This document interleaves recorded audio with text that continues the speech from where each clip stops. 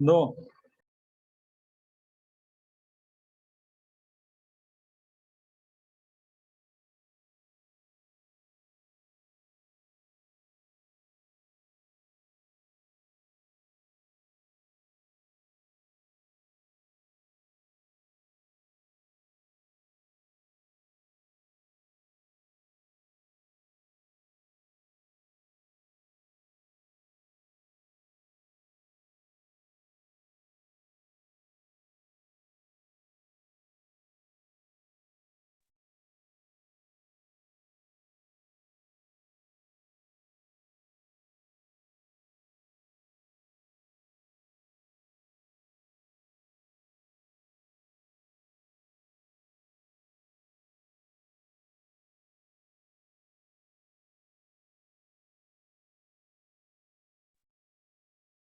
Hello. Sir, you are audible, sir. Please start the session, sir. Please, sir. Okay. Thank you. Myself, Michael K. Rana, lecturer, Computer Engineering Department, Sri KJ Polytechnic, Bharuch. Warmly welcome all the dignitaries and participants for the national webinar on financial empowerment through the wealth creation in association with the Association of Mutual Fund of India. It give me an immense pleasure to introduce our speaker, Mr. Suryakant Sharma, the senior consultant AMFI, and he is a formal DGM of SEBI. I also warmly welcome principal of Sri KJ Polytechnic, Sri Professor SM Mistry sir, and the host of this event, Sri KD Patel sir, head of the department, Sri KJ Polytechnic, Bharuch. Now I kindly request Professor SM Mistry sir, principal, give me the inaugural speech about the national seminar. Over to you, sir. Okay, thank you. I am audible. Am I audible? Yes, sir. Okay. Yes, sir. Namaste, Yes. sir. I am SM Mistry, at present principal at Sri KJ Polytechnic, Bharuch, Gujarat. Uh, I welcome Professor Sri Suryakant Sharma sir and all dignitaries and all participants. Uh, it is uh, it is our pleasure to arrange such an big event, and this is the topic which is very important for stable future of new generation. So we are hoping that from this all our participants get into the financial stability for their future.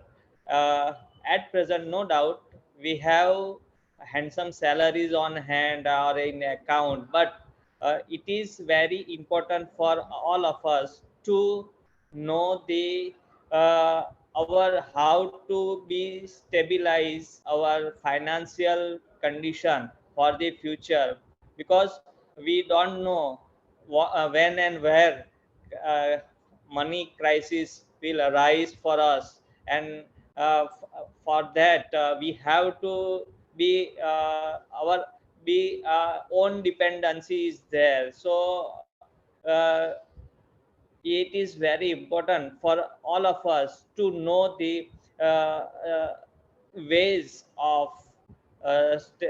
empowerment, how we empower ourselves by for the financial conditions. So not taking too much time, I hand over to you. Thank you, and hope for all that all participants get into the matter.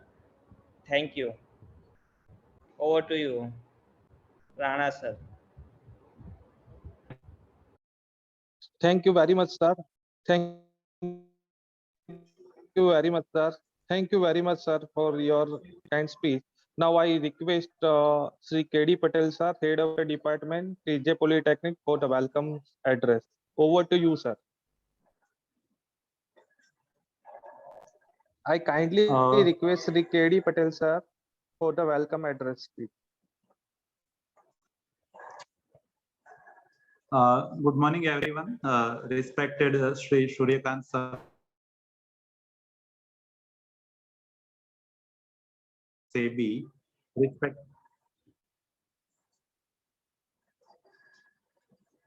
respected Sri SM Mistry, sir, principal of KJ Polytechnic, Sri Michael Rana, virtual host, and Sri MR Manani, our lecturer in computer engineering, other staff of this college, and all the audience of this webinar. ये जो financial literacy के लिए हमने ये webinar arrange किया है। Normally जो syllabus होता है इंजीनियरिंग में, उसमें कंप्यूटर, सिविल, मैकेनिकल, इलेक्ट्रिकल, ऐसी काफी चीजें सिखाई जाती है। बट अगर जॉब में कोई स्टूडेंट्स ज्वाइन करता है, उसके बाद उसको टर्म प्लान कैसे लेना है, उसका पेंशन प्लानिंग कैसे करना है, और सेविंग कैसे करना है, और वो सेविंग को अच्छे से इन्वेस्ट करके वो पावर ऑफ कंपाउंडिंग से वेल्थ क्रिएशन कैसे होता रहे, कैसे वो बड़े कैसे पैसा कमाए, वो कहीं सिलेबस में ज्यादातर आता नहीं है। तो एक ऑब्जेक्टिव है कि पावर ऑफ कंपाउंडिंग को लाइफ में यूज करना, और दूसरा है power of depreciation, means loan नहीं लेना है, क्रेडिट कार्ड यूज नहीं करना है। और जितने भी टूल्स है कि जॉब ज्वाइन करने के बाद या बिजनेस करते वक्त, तो जो टूल्स से पैसा हमारा सेफ रहे, हमारा रिस्क एपेटाइट क्या है, हमारा लाइफ का फाइनेंशियल गोल क्या है, तो ये सब समझ में आए कि हमारा लाइफ प्लान अच्छे से हो जाए, और जब जरूरत पड़े तब किसी से पैसे मांगना ना पड़े। और ये ऑब्जेक्टिव से ये वेबिनार का ऑर्गेनाइज किया गया है। तो welcome all again, and means आगे मैं माइकल राणा सर को देता हूँ। Thank you very much, sir, for your speech. Now, I kindly request Suryakant Sharma sir for giving a valuable speech for the financial empowerment through the wealth creation. Over to you, sir. Good morning to respected Principal Mistry Sahib, HOD Patel Sahib, Rana Sahib, and I am thankful to all the participants and faculty members who have joined this program. और राणा साहब, अगर आपकी permission हो और मिस्त्री साहब की permission हो तो हम हिंदी में बात करें, हम क्यों अंग्रेजी में बात करें? ओके, आप हिंदी में बात कर सकते हैं, हमारे लिए बच्चों सबको समझने में अच्छा रहेगा। सर वही मेरे रहता है कि हमें यहाँ बात करनी है, भाषा के कोई इम्पोर्टेंट नहीं है। Yes sir. जिस भाषा में हम मैं गुजराती नहीं बोल सकता, गुजराती समझ सकता हूँ, ये मेरी कमजोरी है, लेकिन हिंदी आप हिंदी में बेझिझक बढ़ सकते हैं आगे। धन्यवाद, बहुत बहुत धन्यवाद आपका। तो सबसे पहले मिस्त्री साहब का बहुत बहुत धन्यवाद, पटेल साहब का धन्यवाद, राणा साहब का धन्यवाद, सारे फैकल्टी मेंबर्स का धन्यवाद, और सबसे ऊपर और सबसे ज्यादा स्टूडेंट्स का धन्यवाद कि उन्होंने इस कार्यक्रम में ज्वाइन किया है। और प्रिंसिपल साहब ने और पटेल साहब ने बहुत अच्छी बात कही है, और मैं ईमानदारी से बोल रहा हूँ, जब हम इंजीनियरिंग कॉलेजेज में या मेडिकल कॉलेजेज में, आयुर्वेद कॉलेजेज में जब बात करते हैं ऐसे प्रोग्राम के बारे में, तो जो पहला रिएक्शन या रेस्पॉन्स जो आता है मिस्त्री साहब, वो ये आता है कि भाई ये प्रोग्राम हमारे लिए क्यों, हमें मतलब का नहीं है, हमें कोई इंजीनियरिंग का टॉपिक हो तो आप बताइए, हम करेंगे। लेकिन ये पटेल साहब, ये अक्सर ये रेस्पॉन्स आता है कि भाई ये प्रोग्राम हमारा तो है नहीं है, ये सब्जेक्ट हमारा नहीं है, फिर हमारे लिए क्या जरूरत है इसकी। और ज्यादातर लोग रिजर्वेशन रखते हैं इस प्रोग्राम के बारे में सबसे पहले। और दूसरी बात, एक और दिमाग में हमारे बात बैठी रहती है कि जो ऐसे प्रोग्राम होते हैं उसमें ज्यादातर प्रोडक्ट की मार्केटिंग होती है। कोई आदमी आता है, अपने प्रोडक्ट के बारे में बताता है, ये प्रोडक्ट अच्छा है।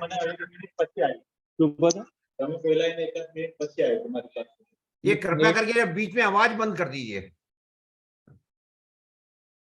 तो ज्यादातर मिस्त्री साहब, ज्यादातर लोग आते हैं वो या तो प्रोडक्ट की मार्केटिंग करते हैं, मेरा प्रोडक्ट अच्छा है, आप लीजिए, आपका फायदा होगा, इसलिए ऐसे प्रोग्राम के बारे में थोड़ी मुश्किल आती है पहले कन्विंस करने के बारे में, लेकिन मैं आज आपको बताना चाहता हूं प्रिंसिपल साहब, आज का कार्यक्रम केवल आपके लिए है और आपके जी बच्चों जरूर के जरूर। आपके बच्चों के लिए है।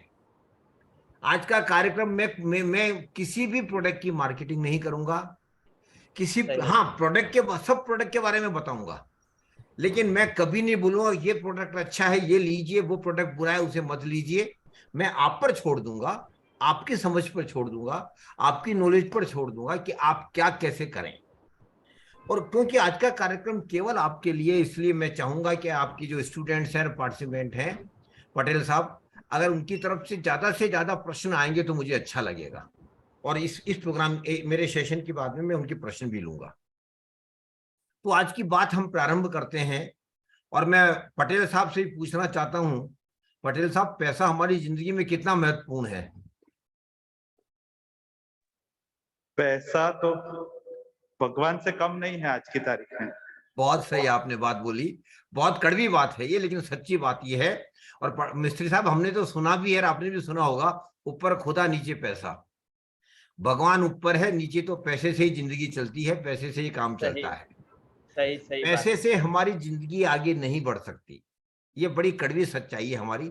और इसलिए सबसे पहली बात मैं आपके सब पार्टिसिपेंट को कहना चाहता हूं, राणा साहब, पैसे के महत्व को समझिए। पैसा हमारी जिंदगी में सबसे ज्यादा महत्वपूर्ण है, इस महत्व को समझिए। क्योंकि अगर आप महत्व नहीं समझेंगे तो पैसे के बारे में शायद हम आगे ज्यादा बात नहीं कर पाएंगे। तो पैसा हमारी जिंदगी में सबसे ज्यादा महत्वपूर्ण है। और क्यों महत्वपूर्ण है पटेल साहब?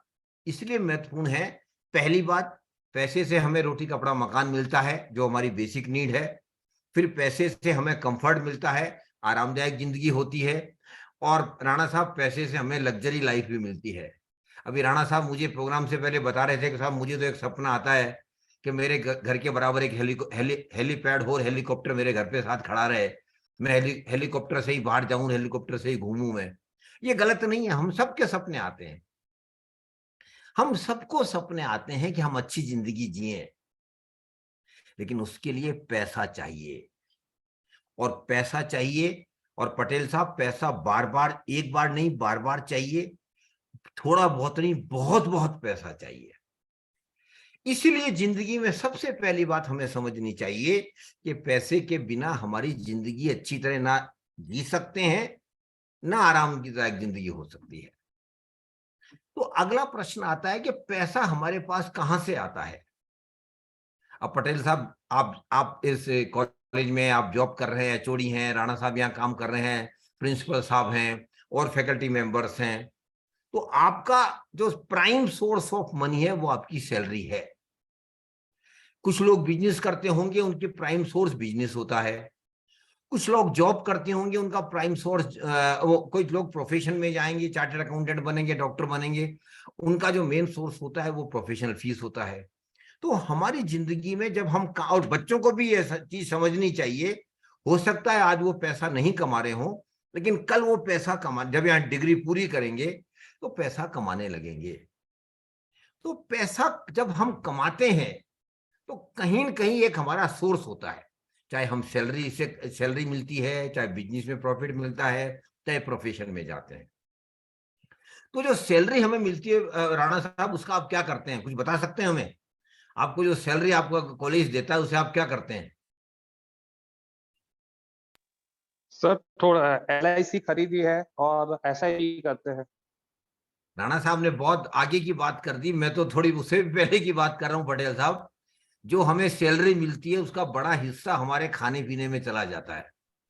हमारी जो एक्सपेंसेज हैं, घर के खर्चे हैं, ट्रेवल हैं, बच्चों की फीस है, और बहुत खर्चे हैं, उसमें चला जाता है। लेकिन पटेल साहब, एक बात हमारे खून में है, और गुजरातियों को इसके बारे में बताने की ज्यादा आवश्यकता नहीं है, गुजराती तो वैसे पूरी दुनिया में फेमस है। वो खून में हमारे क्या है सिंह साहब? वो खून में है, जितना पैसा हमें मिलता है वो सारा पैसा हम खर्च नहीं करते हैं, कोशिश जरूर करते हैं। हर परिवार, चाहे वो 10,000 कमा रहा हो पटेल साहब, या 10 लाख कमा रहा हो, ईमानदारी से प्रयास करता है कि कुछ पैसा हम जरूर बचाएं। और जो पैसा हम खर्च नहीं करते पटेल साहब, उसे हम बचत कहते हैं, सेविंग कहते हैं।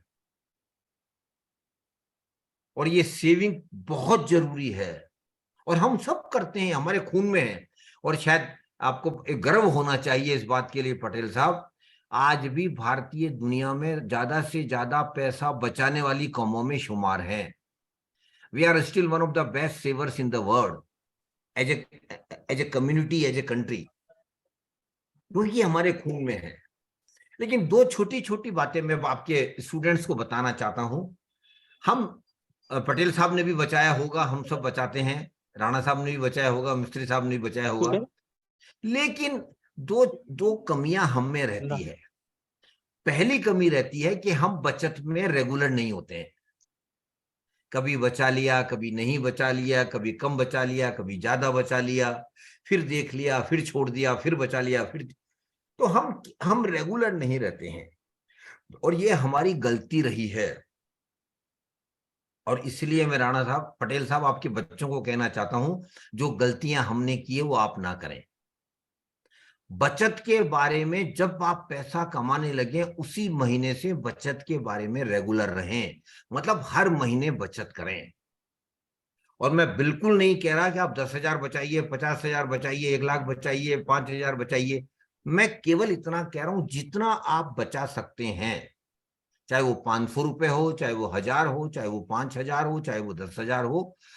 जब आप पैसा कमाने लगे तो उस पहले महीने से पैसा बचाना चालू कीजिए। और कभी भी ये मत सोचिए, ज्यादातर हमने गलती की है पटेल साहब, अरे छोड़ो ना, 500 रुपये बचा लेंगे तो क्या हो जाएगा, 1,000 रुपये बचा लेंगे तो क्या हो जाएगा। ये सबसे बड़ी गलती की है जो हमने की है, बच्चे ना करें। क्यों कि पटेल साहब, 500 रुपये ही बचाकर लाखों रुपए बनते हैं।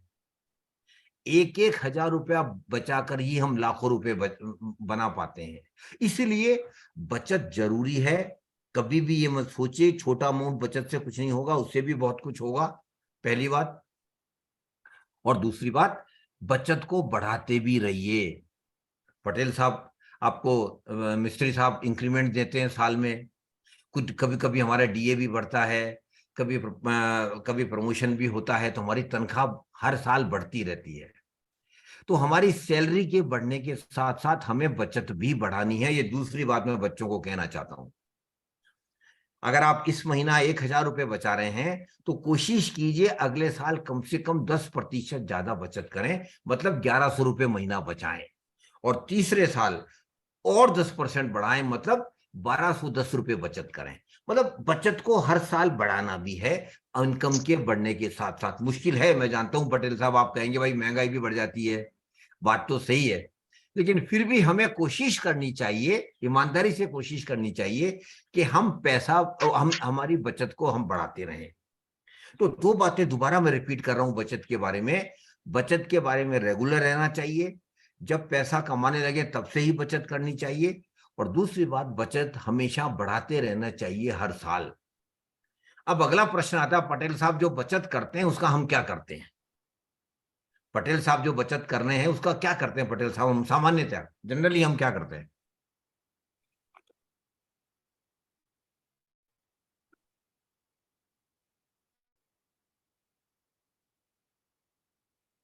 सर, जब हम सेव करते हैं उसको कहीं पे फिक्स, जैसे रिकरिंग है या फिक्स डिपॉजिट है, ज्यादा पैसा बचा है तो लैंड में लगाते हैं या कोई बहुत गहना अच्छा, खरीदते बहुत हैं, अच्छा। ऐसा कुछ आपने करते हैं। आपने बिल्कुल सही बोला। जो हम बचत करते हैं उस बचत को कहीं लगाते हैं, अब कहाँ लगाते हैं ये अलग बात है। पटेल साहब ने बहुत चीजें गिना दी, हम यहाँ भी लगा सकते हैं, यहाँ भी लगाते हैं। मैं केवल एक बात कह रहा हूं, हम पैसे को कहीं लगाते हैं।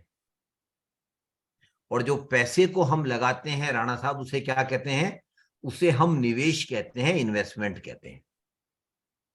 तो बचाना, पैसा बचाना बहुत जरूरी है, लेकिन जो अगला कदम है वो ये है कि पैसे को हम निवेश करें, पैसे को इन्वेस्ट करें, पैसे को कहीं लगाएं, पैसे को घर में नहीं रखें, या पैसे को अपने बचत खाते में, जो सेविंग अकाउंट हमारा होता है, उसमें ना छोड़ें। क्योंकि अगर आपने पैसा घर में रखा बचाकर, या बचत खाते में छोड़ा राणा साहब, तो वो बहुत बड़ा अपराध है जो हम अपने साथ करते हैं, अपने परिवार के साथ करते हैं और अपने देश के साथ भी करते हैं। तो कभी भी हमें पैसा बढ़ाकर बचाकर घर में नहीं रखना है, कहीं लगाना है। और लगाने की प्रक्रिया को, प्रोसेस को हम इन्वेस्टमेंट कहते हैं, निवेश कहते हैं। और हम सब निवेश करते हैं। प्रिंसिपल साहब ने भी किया होगा, राणा साहब ने भी किया होगा, पटेल साहब ने भी किया होगा, और जो फैकल्टी मेंबर्स हैं हम सब ने निवेश किया है। लेकिन एक कमी है, पता नहीं प्रिंसिपल साहब मेरी बात से एग्री करेंगे नहीं करेंगे, पता नहीं पटेल साहब मेरी बात मानेंगे नहीं मानेंगे।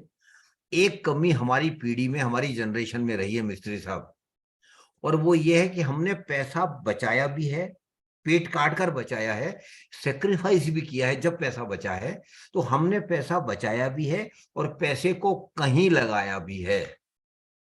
लेकिन इसके बावजूद भी हम जिंदगी भर केवल पैसा इकट्ठा करने वाले होकर रह जाते हैं, पैसे से पैसा नहीं बना पाते हैं। और आप बहुत अच्छी तरह समझ लीजिए, निवेश का एक ही पर्पज होता है, एक ही उद्देश्य होता है, मेरा पैसा भी मुझे पैसा कमा कर दे। My money should also earn money for me. लेकिन ऐसा हम नहीं कर पाते, ज्यादातर मध्यम वर्गीय लोग नहीं कर पाते। और सबसे बड़ी बात यह प्रिंसिपल सर, वो मानते भी नहीं है कि ऐसा हमने नहीं किया। वो नहीं मानेंगे, वो कहते नहीं ऐसा नहीं है जी, मैं तो समझदार हूं, दूसरे पागल होंगे। ज्यादातर हमारी धारणा यही रहती है कि नहीं। लेकिन ये कड़वी सच्चाई है, मध्यम वर्गीय लोग पटेल साहब केवल पैसा इकट्ठा करते हैं, पैसे से पैसा नहीं बना पाते। अब बात आगे बढ़ाने से पहले मैं आपको अंतर समझा देता हूं, डिफरेंस समझा देता हूं। पैसा इकट्ठा करना और पैसे से पैसा बनाने में क्या फर्क है, और उसको एक उदाहरण के द्वारा मैं आपको समझाना चाहता हूं। उदाहरण केवल इसलिए ले रहा हूं मैं, और वो उदाहरण इसलिए समझा रहा हूं कि वो साधारण उदाहरण है, सब लोग जानते हैं, आपके बच्चे भी जानते होंगे। और वो उदाहरण ले रहा हूं मैं मिस्त्री साहब, एफडी का। एफडी आपने जरूर करवाई होगी, पटेल साहब ने भी करवाई होगी, राणा साहब ने जरूर, बच्चे भी जानते हैं एफडी क्या होती है। एफडी का मतलब होता है बैंक के पास कुछ समय के लिए पैसा रखना, उसे फिक्स डिपॉजिट या एफडी भी कहते हैं। तो मान लीजिए राणा साहब, मैं आपका ही नाम ले रहा हूं यहां इस एग्जांपल, इस उदाहरण में। मान लीजिए राणा साहब के पास 1 लाख रुपया है और उन्होंने अच्छे बैंक में 1 साल के लिए एफडी करवाई, और बैंक का इंटरेस्ट जो एफडी पर है वो मान लेते हैं 6% है। थोड़ा अभी बढ़ गया है, पहले कम था, लेकिन उदाहरण के लिए मान लेते हैं 6% है। तो राणा साहब 1 साल बाद जब मैं आपसे मिलता हूं, आपसे पूछता हूं तो एफडी पे आपको क्या मिला, तो आपका जवाब क्या होगा राणा साहब?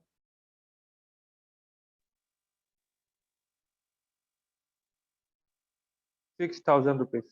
बहुत अच्छा, राणा साहब ने बहुत सही जवाब दिया कि मुझे बैंक ने 6,000 रुपया ब्याज दिया है और मेरा 1 लाख रुपया वापस कर दिया है। और पटेल साहब, राणा साहब बड़े खुश हैं, 6,000 रुपया मुझे इंटरेस्ट मिला है। और हम ज्यादातर लोग ऐसे ही हैं जो खुश रहते हैं, 6,000 मिल गया, बड़े खुश हो गए, 6,000 ब्याज। लेकिन मैं पटेल साहब कहना चाहता हूं, राणा साहब गलत हैं, सही नहीं है। और ये बात अगर राणा साहब के समझ में आ गई जो समझाने जा रहा हूं, तो निवेश की सफलता का आधा रास्ता वो पूरा कर लेंगे। और वो बात ये है राणा साहब कि 1 साल जब राणा साहब ने एफडी करवाई, अगर पटेल साहब वो राणा साहब एफडी नहीं करवाते और 1 साल पहले 1 लाख रुपए से कोई सामान ले लेते, कोई सर्विसेज अवेल कर लेते, तो पटेल साहब आप बताइए, क्या 1 साल बाद वही चीजें, वही वस्तुएं उनको 1 लाख रुपए में मिलेगी? आप कह सकते हैं पटेल साहब मिलेगी उनको?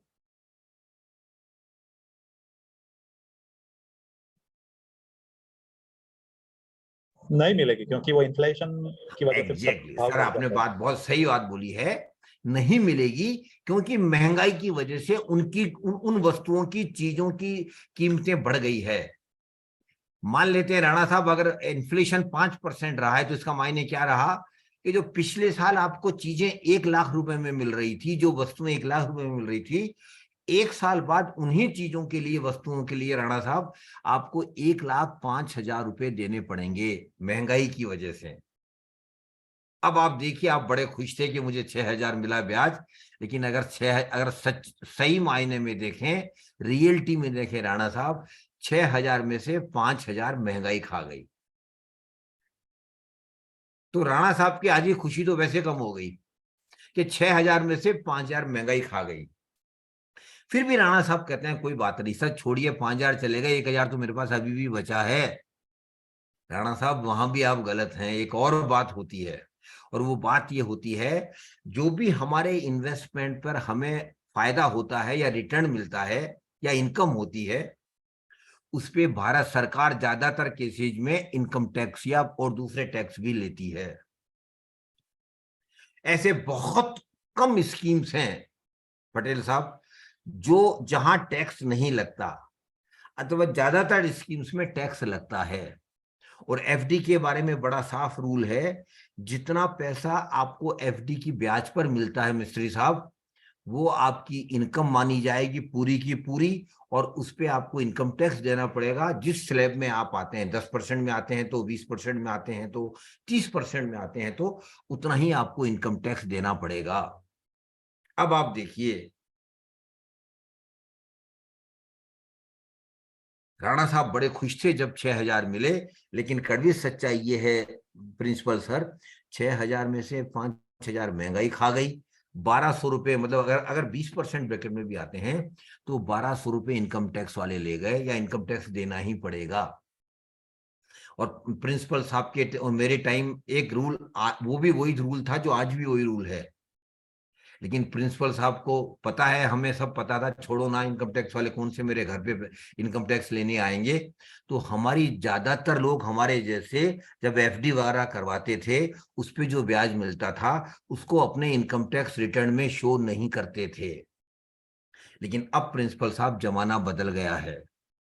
अब टेक्नोलॉजी की वजह से जिस मोमेंट पे राणा साहब को 6,000 रुपए का क्रेडिट इंटरेस्ट का मिला एफडी पर, इनकम टैक्स वालों को ऑटोमेटिकली पता पड़ गया कि राणा साहब को 6,000 रुपया का ब्याज मिला है, और अगर इन्होंने टैक्स नहीं दिया तो इनकम टैक्स वाले इन्हें पकड़ सकते हैं, नोटिस दे सकते हैं कि साहब आपको 6,000 का जो इंटरेस्ट मिला था उस पर आपको टैक्स देना था, आपने टैक्स नहीं दिया, अब टैक्स भी दीजिए और पेनल्टी और दीजिए। तो अब बचा नहीं जा सकता। तो अब आप देखिए, राणा साहब बड़े खुश थे जब 6,000 इन मिले, लेकिन राणा साहब 6,000 में से 5,000 महंगाई खा गई, 1,200 रुपए इनकम टैक्स वाले ले गए। पटेल साहब कुछ बचा इनके पास, या राणा साहब कुछ बचा आपके पास सही मायने में? नहीं सर, कुछ नहीं बचा। नहीं, 200 रुपए आपकी जेब से उड़ चले गए सर। 6,000 और 5,000 और 1,200, 6,200 होते हैं, तो 200 रुपए आपकी जेब से चले गए। आप बड़े खुश थे जब 6,000 मिले, लेकिन सच्ची कड़वी सच्चाई ये है कि आपको कुछ नहीं बचा, 200 रुपए आपकी जेब से उड़ चले गए। और हमारे ज्यादातर इन्वेस्टमेंट पटेल साहब ऐसे ही होते हैं, हमें सही मायने में कुछ नहीं बचता।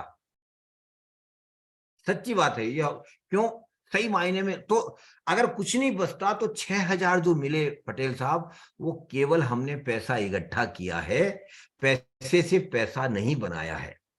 अब मान लेते, इसी एग्जाम्पल को मैं आगे बढ़ाता हूं, मान लीजिए इंटरेस्ट 8% है, मान लेते हैं सर, अगर रेट ऑफ इंटरेस्ट 8% है तो राणा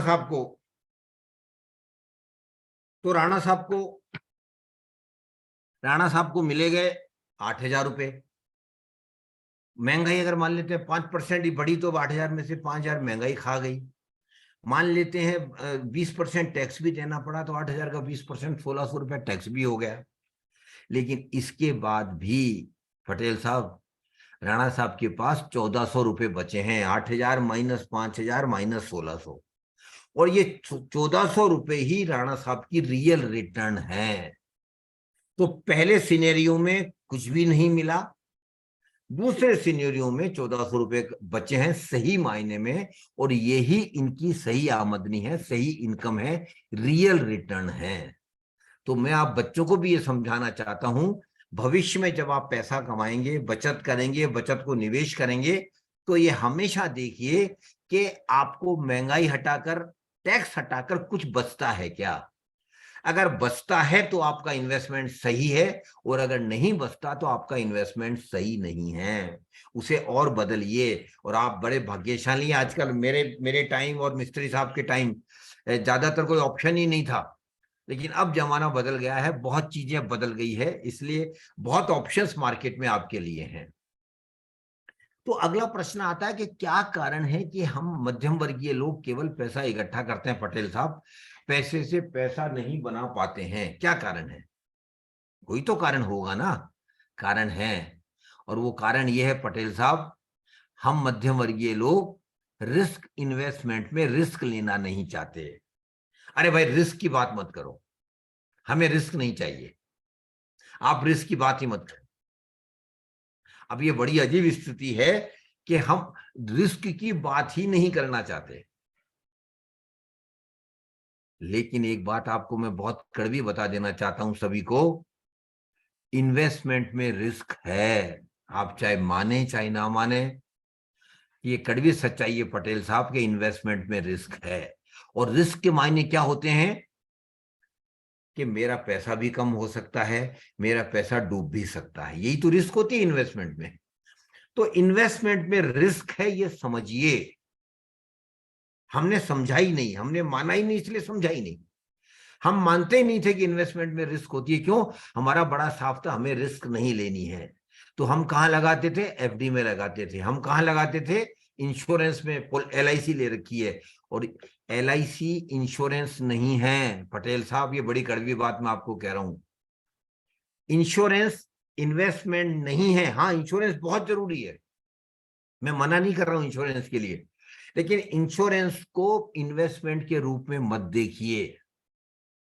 इंश्योरेंस केवल इसलिए हम लेते हैं कि लाइफ अनसर्टेन है, जिंदगी में कुछ भी हो सकता है, और अगर कोई दुर्घटना हो जाती है तो कम से कम मेरे परिवार को इतना पैसा मिले कि उसको कम से कम आर्थिक परेशानी नहीं हो, केवल इसलिए इंश्योरेंस लेते हैं। और इंश्योरेंस में ज्यादा रिटर्न नहीं मिलता, मिल ही नहीं सकता।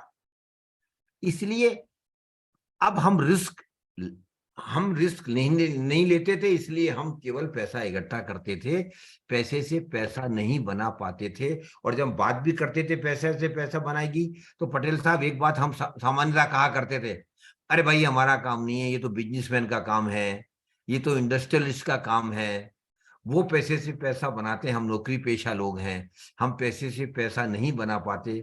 ये गलत धारणा थी, गलत विचार था। इस विचार को बदलना चाहिए। कम से कम आपके स्टूडेंट्स को और यंग फैकल्टी मेंबर्स को मैं ये कहना चाहता हूं, वो विचार गलत था। आप भी पैसे से पैसा बना सकते हैं, पक्का बना सकते हैं। मैं आपको विश्वास दिलाता हूं कि आप भी आप अपने पैसे से पैसा बना सकते हैं। और उसके लिए उसका एक ही कारण है, पैसे से पैसा बनाना मुश्किल नहीं है।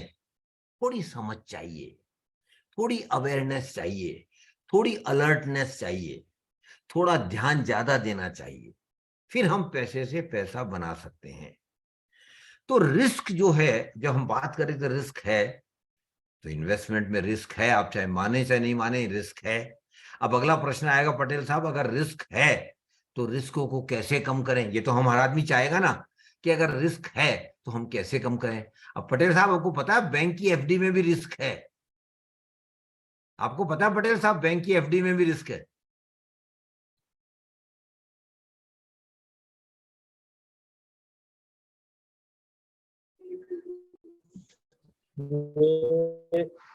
रिस्क तो होता है एफडी सर ये में भी लिमिटेड, जैसे हाँ, आप बहुत सही कह रहे हैं कि अगर कोई बैंक फेल हो जाता है और आपने एफडी करवा रखी है तो ज्यादा से ज्यादा आपको 5 लाख रुपए मिलेंगे। अगर आपने 10 लाख की एफडी करवाई है और कोई बैंक फेल हो जाता है तो ज्यादा से ज्यादा आपको 5 लाख मिलेंगे। और ये 5 लाख भी हाँ रिस्क है सर। अभी हुआ है, पहले 1 लाख था, बस पहले सिर्फ 1 लाख था, भी 2-3-4 साल पहले ही ये 5 लाख हुआ है। तो एफडी में भी रिस्क है, सब में रिस्क है। हाँ, कहीं रिस्क बहुत ज्यादा है, कहीं रिस्क बहुत कम है, कहीं रिस्क थोड़ा मॉडरेट है, लेकिन सब जगह रिस्क है। लेकिन रिस्क को हम मैनेज कर सकते हैं, रिस्क को हम कम कर सकते हैं पटेल साहब। और वो कैसे कर सकते हैं? एक छोटा सा फार्मूला हमारे दिमाग में हमेशा रहना चाहिए, सोचकर समझकर निवेश कर। Think, understand and invest. सोचकर समझकर निवेश कर। मैं ये फार्मूला हमेशा आपके दिमाग में रखिए। केवल 2 शब्द बोल रहा हूं मैं, सोचकर समझकर निवेश कर। पहला मैंने बोला है सोचकर। क्या सोचना है आपको? आप कितनी रिस्क ले सकते हैं, आपकी रिस्क की एपिटाइट कितनी है। और पटेल साहब, हर आदमी की रिस्क लेने की क्षमता अलग अलग होती है। क्यों? उसकी इनकम अलग अलग होती है, उसकी परिवार की जिम्मेदारियां अलग अलग होती है। तो हर आदमी की रिस्क लेने की क्षमता अलग अलग है। लेकिन जो यंग लोग हैं वो ज्यादा रिस्क ले सकते हैं और लेना चाहिए। मैं आपके स्टूडेंट्स को भी कहना चाहता हूं और जो young faculty members, staff members, उनको भी कहना चाहता हूं, आप रिस्क लीजिए। क्यों? कि अर्थशास्त्र का एक मूल नियम है, प्रिंसिपल सर, ज्यादा रिस्क ज्यादा रिवार्ड। अगर आप ज्यादा रिस्क लेंगे तो आपको ज्यादा रिवार्ड मिल सकता है, कोई गारंटी नहीं है, कोई गारंटी नहीं है, लेकिन ज्यादा रिवार्ड मिल सकता है। तो इसलिए रिस्क लीजिए, रिस्क लीजिए, लेकिन सोचकर रिस्क लीजिए। अपनी अपनी रिस्क लेने की क्षमता के अनुसार रिस्क लीजिए, कैलकुलेटेड रिस्क लीजिए। पटेल साहब, कभी भी अंधा रिस्क मत लीजिए। ज्यादातर लोग अंधा रिस्क ले लेते हैं, किसी को कुछ पता नहीं है प्रोडक्ट के बारे में, कानाफूसी हुई, किसी ने कान में कुछ कह दिया, ये प्रोडक्ट बहुत अच्छा है, बहुत अच्छा फायदा करेगा, इसमें पैसा लगा दो, हम लगा देते हैं। वो सबसे बड़ी गलती है जो हम करते हैं। कभी भी कानाफूसी में किसी के कहने पर अपनी मेहनत से बचाया हुआ पैसा गलत जगह नहीं लगाना चाहिए, और उतना ही लगाना चाहिए जितनी आपकी रिस्क है। और जो यंग लोग हैं उनकी रिस्क लेने की क्षमता इसलिए ज्यादा होती है कि उनके पास अभी उम्र पड़ी है, अभी 40 50 साल बाकी हैं। अगर कोई गलती भी हो गई, गलतियां होगी, हम सब इंसान है, गलती करते हैं, तो अगर गलती भी हो गई तो हम सुधार सकते हैं। लेकिन मिस्त्री साहब और पटेल साहब, आपके और मेरे पास वो गलती को सुधारने का समय नहीं है, वो लग्जरी हमारे पास नहीं है। इसलिए मैं बच्चों को कहता हूं, यंग लोगों को कहता हूं, आप रिस्क लीजिए, लेकिन अगेन कैलकुलेटेड रिस्क लीजिए, पागलपन से रिस्क मत लीजिए। दूसरी बात जो हमें अपने बारे में सोचनी है, हमेशा पैसे को इस तरह से इन्वेस्ट करना चाहिए कि जब जब मुझे पैसा चाहिए, मेरे हाथ में पैसा होना चाहिए। अदरवाइज पर्पज क्या हुआ? हम बचत क्यों करते हैं, हम निवेश क्यों करते हैं? उसका एक ही मकसद होता है कि आगे जिंदगी में जब जब मुझे पैसे की आवश्यकता होगी, जब जब मुझे पैसे की जरूरत होगी, तब मेरे हाथ में पैसा होना चाहिए। यही तो पर्पज होता है इन्वेस्टमेंट का, रिस्क। तो उसको समझने के लिए आपको अपना फाइनेंशियल प्लान बनाना पड़ेगा, अपना वित्तीय नियोजन बनाना पड़ेगा। और फाइनेंशियल प्लान बहुत आसान है, बहुत कोई ये टेक्निकल बात नहीं है, बहुत बड़ा कोई रॉकेट साइंस नहीं है, ये बहुत आसान काम है। अपने घर में बैठ जाइए, अपने एक पेपर ले लीजिए, पेपर पे 3 कॉलम लिखिए, पहला कॉलम, दूसरा कॉलम और तीसरा कॉलम। पहले कॉलम में लिखिए, पहले कॉलम में लिखिए आपको जिंदगी में क्या क्या बड़े काम करने हैं। लिख लीजिए अपने जो आपके दिमाग में आता है। सामान्यतः हमारे क्या क्या बड़े काम होते हैं हमारे पटेल साहब, हमारे मध्यम वर्गीय लोगों में? पहला बड़ा काम जिसके लिए बहुत पैसा चाहिए वो है शादी। उसके बाद बच्चे परिवार में आते हैं, सेलिब्रेशन, फिर पैसा चाहिए। उसके बाद घर बनाना है, बहुत पैसा चाहिए। गाड़ी लेनी है, बहुत पैसा चाहिए। देश विदेश घूमना है, बहुत पैसा चाहिए। बच्चों की पढ़ाई करवानी है, आगे फ्यूचर में प्रोफेशनल कोर्स करवाना है, अच्छी पढ़ाई उसको शिक्षा देनी है, बहुत पैसा चाहिए। फिर बच्चों की शादी करनी है, उसके लिए पैसा चाहिए। और आखिरी में अपनी रिटायरमेंट की जिंदगी जीने के लिए भी पैसा चाहिए। और मिस्त्री साहब और पटेल साहब बड़े भाग्यशाली हैं, उन्हें पेंशन मिलेगी क्योंकि वो पुराने लोग हैं। लेकिन जो नए लोग हैं, आपको पता है आजकल गवर्नमेंट ने पेंशन बंद कर दी है, प्राइवेट सेक्टर में पहले भी पेंशन नहीं थी। तो रिटायरमेंट की जिंदगी जीने के लिए भी पटेल साहब बहुत पैसा चाहिए। तो पहले कॉलम में लिख लीजिए आपकी जिंदगी में क्या क्या बड़े काम हैं। दूसरे कॉलम में लिखिए ये बड़े काम कब कब होने वाले हैं, अंदाजा लगाइए। जैसे कोई कहता है मेरी शादी नहीं हुई, 2 साल बाद होने वाली है, शादी के आगे 2 साल लिख लीजिए। इसी तरह फिर 2 साल, 5 साल, 10 साल, 15 साल, 20 साल, 25 साल, 30 साल लिखते जाइए। हर बड़े काम के आगे लिखते जाइए कि ये कब कब होने का अंदाजा है। फिर कह रहा हूं ये पक्का नहीं हो सकता, लेकिन एक अंदाजा लगाया जा सकता है। आखिरी में जो सबसे इंपॉर्टेंट काम है, तीसरे कॉलम में लिखिए, हर बड़े काम के लिए कितना पैसा चाहिए। अब मान लीजिए कोई कहता है मेरी शादी के लिए 10 लाख रुपए चाहिए, 10 लाख लिख लीजिए। 20 लाख चाहिए, 20 लाख लिख लीजिए। मकान के लिए अच्छे बड़े शहर में रहते हैं, 1-1.5 करोड़ रुपए चाहिए, 1-1.5 करोड़ लिख लीजिए। गाड़ी के लिए 15 लाख, 10-15 लाख चाहिए, लिख लीजिए। इस तरह से लिखते जाइए, हर बड़े काम के लिए कितना कितना पैसा चाहिए लिखते जाइए। दो मैं यहाँ विशेष तौर पर आपको बताना चाहता हूं पटेल साहब, और वो पहली और बड़ी इंपॉर्टेंट बात है, बच्चों की हायर एजुकेशन। हर माँ बाप चाहता है कि अपने बच्चों को बेहतरीन से बेहतरीन उच्च शिक्षा हम दिलवाएं, देश में दिलवाएं, विदेश में दिलवाएं। उसके लिए बहुत पैसा चाहिए पटेल साहब। अगर आज बच्चा कोई MBA करने जाता है बड़े रेप्यूटेड इंस्टीट्यूट से, तो 2 साल रेगुलर MBA का खर्चा करीब करीब 20 लाख रुपए आ जाता है पटेल साहब। शायद पटेल साहब मेरी बात से इत्तेफाक रखेंगे। 2 साल का खर्चा करीब करीब 20 लाख आ जाता है पटेल साहब। ये आज हो रहा है, लेकिन जब ये जो स्टूडेंट है, इनके बच्चे 25 साल बाद हायर एजुकेशन के लिए जाएंगे, या जो आपकी यंग फैकल्टी मेंबर्स हैं, इनके बच्चे 20-22 साल बाद जब हायर एजुकेशन को जाएंगे, तब यही MBA की डिग्री जो आज 20 लाख रुपए में खर्चा आ रहा है पटेल साहब, यही खर्चा 25 साल बाद कम से कम 2 करोड़ रुपया होगा। तो एक बच्चे की हायर एजुकेशन के लिए 2 करोड़ रुपए की जरूरत पड़ेगी इनको, आपके स्टूडेंट्स को और आपके फैकल्टी मेंबर्स को। और अगर 2 बच्चे हैं तो 4 करोड़ रुपया केवल बच्चों की अच्छी पढ़ाई के लिए चाहिए। उसके बाद में बच्चों की शादी के लिए पैसा चाहिए, और आखिरी में रिटायरमेंट की जिंदगी जीने के लिए भी पैसा चाहिए। मैं एक उदाहरण देकर कहता हूं, मान लीजिए कोई आदमी आज 30 साल का है और वो ये कहता है कि मेरा घर का खर्चा 30,000 में मैं चला लेता हूं।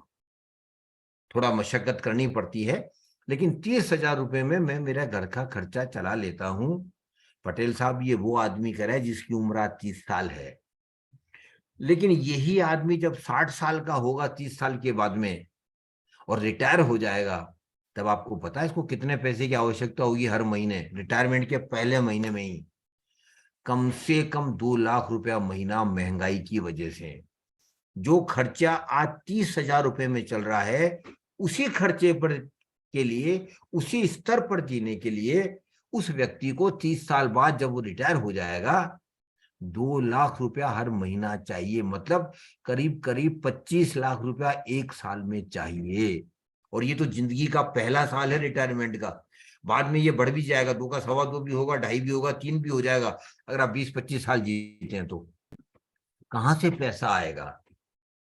उसका एक तरीका है, रिटायरमेंट की जिंदगी जीने के लिए आपको शुरू से ही पैसा इकट्ठा करना चाहिए। थोड़ा थोड़ा पैसा शुरू से ही इकट्ठा कीजिए, क्योंकि रिटायरमेंट की जिंदगी जीने के लिए बहुत पैसा चाहिए। नॉर्मल आदमी आज 15, 20, 25 साल रिटायरमेंट के बाद भी जी रहे हैं। तो कितना पैसा चाहिए? एक थंब रूल ये कहता है कि आपको रिटायरमेंट के लिए इतना पैसा इकट्ठा करना चाहिए जितने आप रिटायरमेंट के पहले महीने का आपका खर्चा है उसको कम से कम 20 से गुना कीजिए। मतलब अगर 2 लाख रुपया खर्चा, पूरे साल का जितना खर्चा है उसको 20 से गुना कीजिए। अगर 2 लाख रुपया महीना खर्चा है तो साल का करीब करीब 25 लाख रुपया आपको एक साल के लिए चाहिए, पहले साल के लिए चाहिए। इसको 20 से गुना कर दीजिए, कितना बना? करीब करीब 5 करोड़ रुपया। आपको केवल रिटायरमेंट की जिंदगी जीने के लिए ही 5 करोड़ रुपए चाहिए, क्योंकि रिटायरमेंट के बाद क्या होता है, हमारी सैलरी खत्म हो जाती है, सैलरी नहीं आना बंद हो जाती है। तो जो पैसा इकट्ठा करते हैं उसको कहीं हम इन्वेस्ट करते हैं, उस पे जो ब्याज आता है, उस पे जो रिटर्न आता है, उस पे ही हम जिंदगी जीते हैं। सामान्यतः ऐसा ही होता है। तो इसीलिए रिटायरमेंट की जिंदगी जीने के लिए भी हमें बहुत पैसा चाहिए। तो अगर आप अब आखिरी कॉलम का टोटल लगाएंगे तो आप डर जाएंगे, और मैं चाहता हूं आप डरें, क्योंकि एक सामान्य मध्यम वर्गीय आदमी को पटेल साहब, जिसकी उम्र आज करीब करीब 30 साल है, उसको अपनी जिंदगी में बड़े बड़े काम करने के लिए ही कम से कम 10-12 करोड़ रुपए चाहिए। अब वो कहां से आएंगे? कोई बड़ा भाग्यशाली हो सकता है, अमिताभ बच्चन के शो में जाएगा, 7 करोड़ रुपए जीत के आएगा। और कोई भाग्यशाली, किसी की लॉटरी खुल जाएगी, किसी को अपने पेरेंट्स बहुत पैसा दे जाएंगे, लेकिन वो कितने लोग होंगे, बाकी लाखों लोगों का क्या होगा? हो सकता है, सबका हो सकता है, सबके पास 10-12 करोड़ रुपए हो सकते हैं। ये मैं उन्हें विश्वास दिलाता हूं, प्रोवाइडेड वो बचत के बारे में शुरू से ही सजग रहें, अलर्ट रहें, अवेयर रहें और बचत चालू करें और बचत को लगातार बढ़ाते रहें और बचत को सही जगह निवेश करें और ज्यादा से ज्यादा रियल रिटर्न कमाते रहें। और अगर ऐसा करते हैं तो निश्चित तौर पर उनके पास इतना पैसा रहेगा जितने उन्हें पैसे की आवश्यकता होगी। और इसमें एक इन्वेस्टमेंट में एक और बात होती है जिसे हम रूल ऑफ कंपाउंडिंग बोलते हैं। रूल ऑफ कंपाउंडिंग बहुत इंपॉर्टेंट बात है सर, और इसे दुनिया का 8वां आश्चर्य भी कहा जाता है राणा साहब। और रूल ऑफ कंपाउंडिंग इन्वेस्टमेंट में क्या है? बड़ी साधारण बात है, कोई कॉम्प्लिकेटेड बात नहीं है। एक वादा आपको अपने आप से करना पड़ेगा। वादा बड़ा आसान है पर बड़ा मुश्किल है, बहुत मुश्किल है लेकिन आसान भी है। आसान इसलिए है कि आप कर सकते हैं, मुश्किल ये कि इतना आसान भी नहीं है। और वो वादा क्या है? आपको अपने आप से वादा करना पड़ेगा कि कभी कुछ भी हो जाए, जो मैं इन्वेस्ट बचाऊंगा और बचत को इन्वेस्ट करूंगा और उस इन्वेस्टमेंट से जो मुझे रिटर्न आएगा, स्वाभाविक है जब आप बचत करेंगे, जब आप इन्वेस्ट करेंगे तो आपको रिटर्न भी आएगा, इनकम भी होगी। आज नहीं कल होगी, कल नहीं परसों होगी, परसों नहीं 2 साल बाद होगी, 5 साल बाद होगी, निश्चित तौर पर रिटर्न आएगा। तो उस रिटर्न को कभी भी मैं अपने खर्चों में नहीं लूंगा या नहीं लूंगी। उस रिटर्न को मैं दोबारा री इन्वेस्ट कर दूंगी, जो मैं रेगुलर इन्वेस्टमेंट कर रही हूं उसके साथ जोड़कर क्लब करके दोबारा री इन्वेस्ट कर दूंगी। ये वादा बड़ा मुश्किल है, आसान नहीं है। क्योंकि 10 साल बाद जब राणा साहब को किसी इन्वेस्टमेंट पे 5 लाख रुपए मिलेंगे तो राणा साहब का पूरा परिवार इनके पीछे पड़ जाएगा। 5 लाख मिले हैं भाई, विदेश में घूम के आते हैं, घर का रिनोवेशन करवाते हैं और कोई बड़ा काम करते हैं, लेकिन राणा साहब को बड़ा साफ रहना पड़ेगा। ये मुश्किल है, फिर कहता हूं, लेकिन असंभव नहीं है। राणा साहब को बड़ा साफ रहना पड़ेगा, ये जो मुझे रिटर्न मिला है ये खर्चे में नहीं डालूंगा, इसको मैं दोबारा री इन्वेस्ट करूंगा पक्का, विदाउट फेल। और अगर ऐसा राणा साहब ने कर लिया, और करना ही चाहिए, कोई ऑप्शन भी नहीं है राणा साहब, अगर आपने ऐसा कर लिया तो आपको 15-20 साल बाद बड़ा सुखद आश्चर्य होगा कि आपका रिटर्न पोर्शन इतना बड़ा हो गया है जिसकी आज आप कल्पना भी नहीं कर सकते। इतना बड़ा हो जाएगा, लेकिन वो कब होगा? 10 साल बाद, 15 साल बाद, 20 साल बाद। और वो जब ही होगा जब इन्वेस्टमेंट के रिटर्न को कभी आप खर्च नहीं करेंगे, उसको दोबारा री इन्वेस्ट करेंगे। फिर कहता हूं ये मुश्किल है लेकिन असंभव नहीं है। और इसलिए रूल ऑफ कंपाउंडिंग जो मैंने अभी बात की है, इसको अपनी जिंदगी में उतारिए। ये दुनिया का 8वां आश्चर्य है और ये सबसे महत्वपूर्ण है इन्वेस्टमेंट में। अगर आपको सक्सेस चाहिए तो इसका कोई शॉर्टकट है ही नहीं, आपको रूल ऑफ कंपाउंडिंग अपनाना ही पड़ेगा। अब आखिरी में हम 15 मिनट बात करेंगे पैसा कहां कहां लगा सकते हैं। तो पहला पैसा जहां हम लगा सकते हैं वो है भारत सरकार की योजनाएं। भारत सरकार ने कुछ बचत योजनाएं पटेल साहब बना रखी है। मैं बड़ी ब्रीफ में योजनाओं के बारे में बताऊंगा, क्योंकि आजकल गूगल का जमाना है। अगर कोई इंटरेस्टेड है तो वो गूगल में जाकर इन योजनाओं के बारे में विस्तार से जानकारी ले सकता है।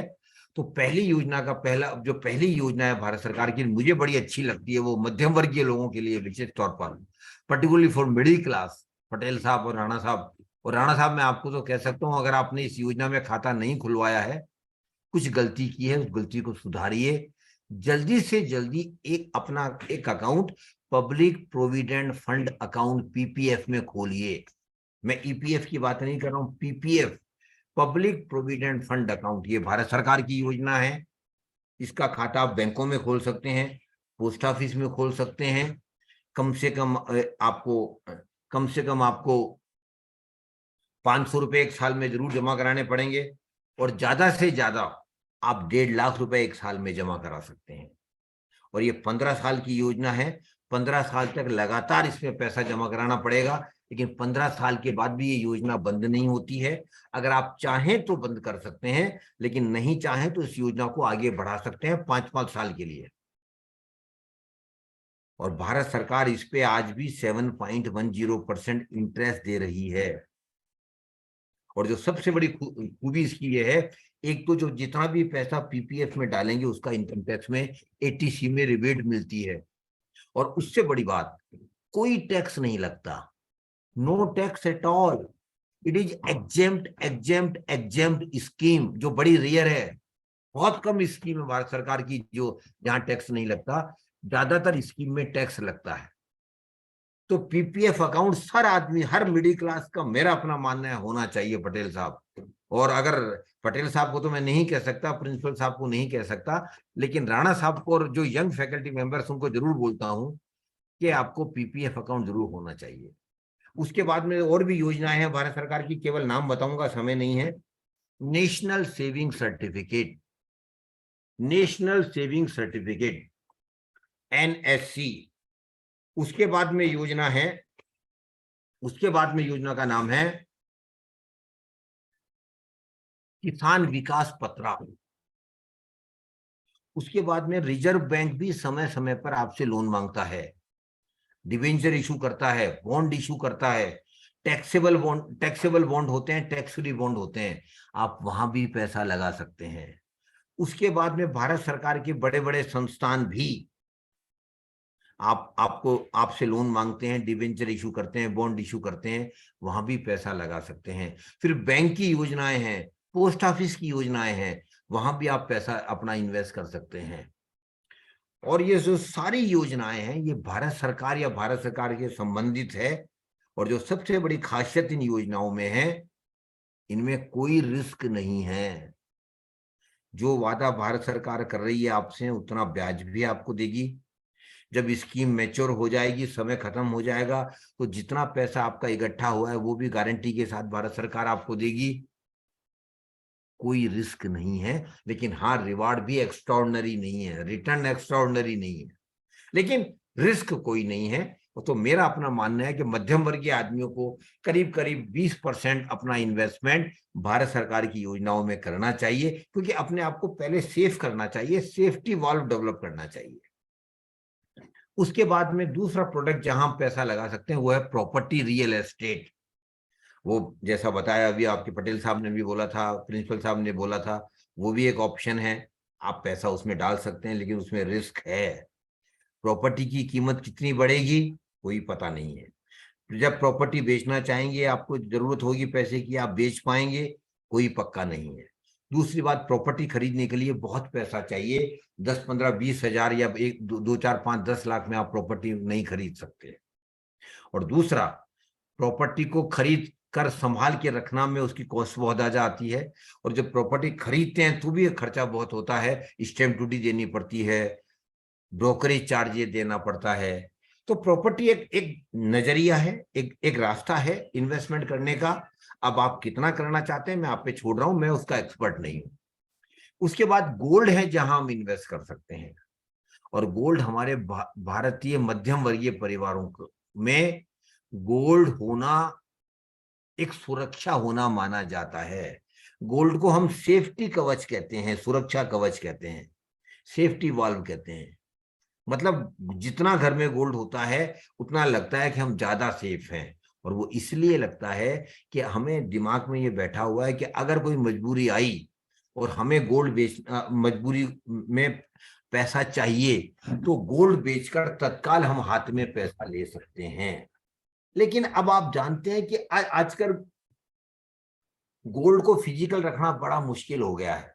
अगर आप घर में रखेंगे, रात को आपको नींद नहीं आएगी, डर रहेगा कोई चोर ना आ जाए। अगर आप लॉकर में रखेंगे तो लॉकर में आपको लॉकर के चार्जेस देने पड़ेंगे। और गोल्ड को अगर दोबारा बेचने जाएंगे तो ज्वेलर ज्यादातर मेकिंग चार्जेस 30-40% काट लेते हैं, तो वो भी हमें नुकसान होगा। और इन सब बातों को देखकर भारत सरकार आपके लिए एक बड़ी अच्छी योजना लेके आई है, बहुत अच्छी योजना है। और मैं चाहता हूं आप इस योजना के बारे में लिखें और बच्चे भी ये योजना के बारे में घर जाकर अपने मम्मी को, अपनी बड़ी दीदी को, भाभी को इस योजना के बारे में जरूर बताएं। उस योजना का नाम है sovereign gold bond scheme, SOVEREIGN, sovereign gold bond scheme. ये बहुत अच्छी योजना है भारत सरकार की। ये भारत सरकार ये योजना इसलिए लेके आई है कि भारत सरकार चाहती है कि हम सोना घर में ना रखें, क्योंकि आपको पता है सोना हमारे देश में, माइंस तो हमारी सोने की है नहीं, हाँ, क्योंकि सोने की डिमांड है, इसलिए सोना बाहर से इंपोर्ट करना पड़ता है। और इंपोर्ट करते हैं तो हमारी जो प्रीशियस फॉरेन एक्सचेंज है वो हमें वहां पेमेंट करनी पड़ती है।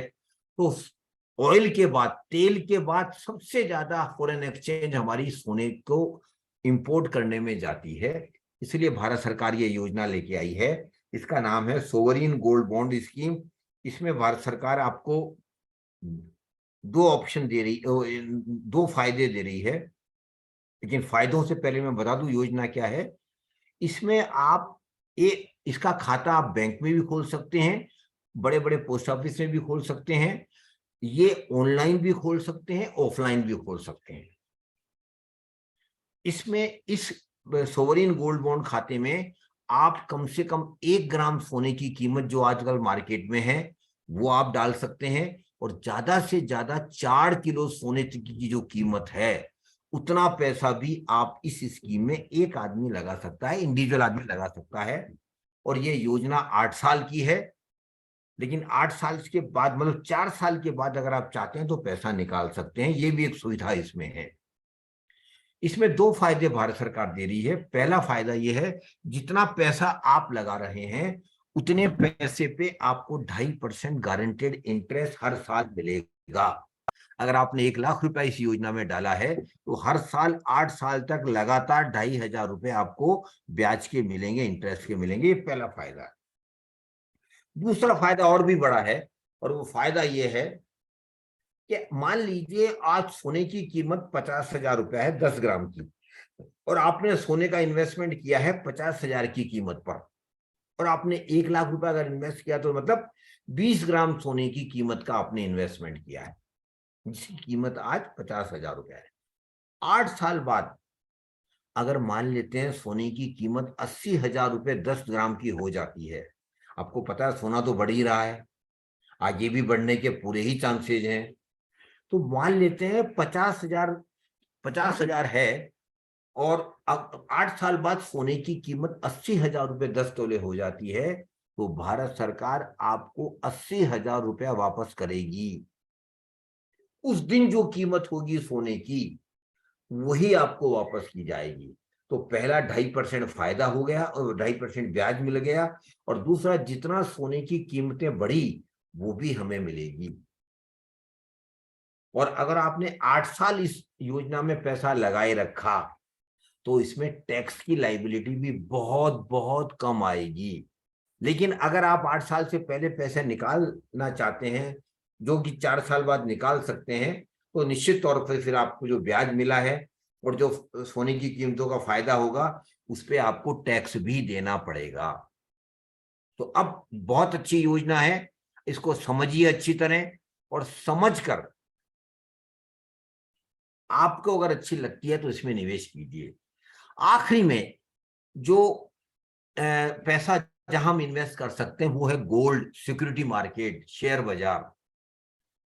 लेकिन राणा साहब ने पहले ही मुझे कह दिया था, सर ये सिक्योरिटी बाजार चोर बाजार ही है, सट्टा बाजार ही है, हमें तो कुछ पता नहीं है, मार्केट कैसे ऊपर जाता है, मार्केट कैसे नीचे आता है। मार्केट जब ऊपर जाता है और तो लोगों को लालच आ जाता है, किसी के कानाफूसी पे बहुत लोग पैसा लगा देते हैं, और एक दिन मार्केट फिर नीचे आ जाता है, उनका पैसा कम हो जाता है, वो परेशान हो जाते हैं और लॉस में वो पैसा बेच देते हैं, लॉस में वो इन्वेस्टमेंट बेच देते हैं। और ज्यादातर लोग मार्केट के बारे में समझते ही नहीं है कुछ, फिर भी क्योंकि मार्केट में कई बार उन्हें लगता है कि पैसा कमाया जा सकता है और बहुत आसानी से कमाया जा सकता है और बहुत जल्दी पैसा कमाया जा सकता है, ये गलत धारणा के साथ वो मार्केट में पैसा इन्वेस्ट कर सकते हैं, जो गलत है। मार्केट में पैसा उन्हें ही लगाना चाहिए राणा साहब जिनको मार्केट की समझ है, नॉलेज है, मार्केट की पकड़ है। अगर मार्केट पकड़ नहीं है तो उन्हें मार्केट में कभी भी डायरेक्ट पैसा नहीं लगाना चाहिए, और किसी की कानाफूसी पर, सो कॉल्ड टिप्स पे तो कभी भी पैसा नहीं लगाना चाहिए। और राणा साहब, मैं भी आपको यही सलाह दूंगा, अभी आप यंग हैं, अगर आपको मार्केट की नॉलेज नहीं है तो किसी के कानाफूसी पे कभी भी जिंदगी में पैसा मत लगाना, डायरेक्ट मत लगाना। लेकिन हाँ, एक चीज मैं आपको बताना चाहता हूं, और वो ये है राणा साहब, एक इनडायरेक्ट तरीका भी है मार्केट में पैसा लगाने का, और उस इनडायरेक्ट तरीकों को बोलते हैं म्यूचुअल फंड। और आजकल म्यूचुअल फंड के बारे में ज्यादातर यंग लोग जरूर जानना चाहते हैं कि म्यूचुअल फंड क्या है। मैं बड़ी साधारण भाषा में आपको म्यूचुअल फंड के बारे में बताऊंगा, 2-3 मिनट, समय नहीं है। अगली बार अगर राणा साहब और प्रिंसिपल साहब इंटरेस्टेड होते हैं तो अगली बार 1-2 घंटे का हम बात केवल म्यूचुअल फंड के बारे में अलग से करेंगे कभी। तो mutual fund is a indirect way of investing. पहली बात तो ये समझ लीजिए, इसमें आप डायरेक्ट पैसा नहीं लगा रहे हैं, आप अपना पैसा किसी को दे रहे हैं। किसको दे रहे हैं? जो एक्सपर्ट है, जो मार्केट के एक्सपर्ट हैं, जिनको मार्केट का अनुभव है, जो 24 आवर मार्केट में ही जीते हैं, उनको पैसा दे रहे हैं। क्यों दे रहे हैं? इसलिए दे रहे हैं, मुझे नॉलेज नहीं है, उनको नॉलेज है। मेरे पास समय नहीं है, मैं फुल टाइमर हूं, कहीं जॉब करता हूं, कहीं बिजनेस करता हूं, उनके पास 24 आवर यही काम है, आपका पैसा संभालने का। और तीसरी बात, मुझे अनुभव नहीं है, उन्हें अनुभव है, इसलिए मैं मेरा पैसा दूं। मेरा पैसा लीजिए, लगाइए, लेकिन मेरा मकसद बड़ा साफ है, ये समाज सेवा नहीं है। मुझे मेरे पैसे से लगाकर ज्यादा से ज्यादा इंटरेस्ट कमाकर, इन्वेस्टमेंट रिटर्न कमाकर वापस कीजिए, यही मकसद है म्यूचुअल फंड का। मैं मेरा पैसा दे रहा हूं, मुझे नॉलेज नहीं है, मेरे पास समय नहीं है, मुझे अनुभव नहीं है। जिसको दे रहा हूं उसको नॉलेज है, उसको अनुभव है, उसके पास समय है, वो एक्सपर्ट है इस काम का। एक तरह से आप उनको नौकरी पे रख रहे हैं, एम्प्लॉयमेंट दे रहे हैं कि भैया मेरा पैसा तू संभाल। और उसका मकसद क्या है? संभाल के मुझे ज्यादा से ज्यादा पैसा कमाकर मुझे वापस कर।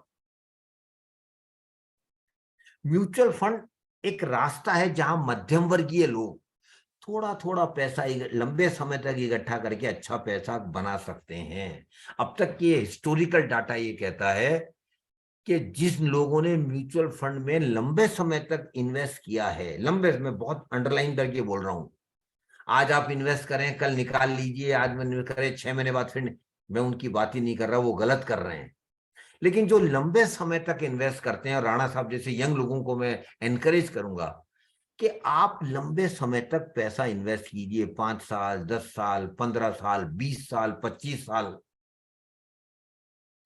तो ज्यादातर केस में आपको फायदा होगा, बहुत फायदा होगा, अच्छा फायदा होगा, और रियल रिटर्न मिलेगा। तो म्यूचुअल फंड में पैसा लगाना बहुत आसान है। आप डायरेक्ट भी लगा सकते हैं, ऑनलाइन पे जाइए, म्यूचुअल फंड कंपनी की वेबसाइट पे जाइए, और म्यूचुअल फंड की कंपनी को टेक्निकल भाषा में एएमसी कहते हैं, एसेट मैनेजमेंट कंपनी कहते हैं।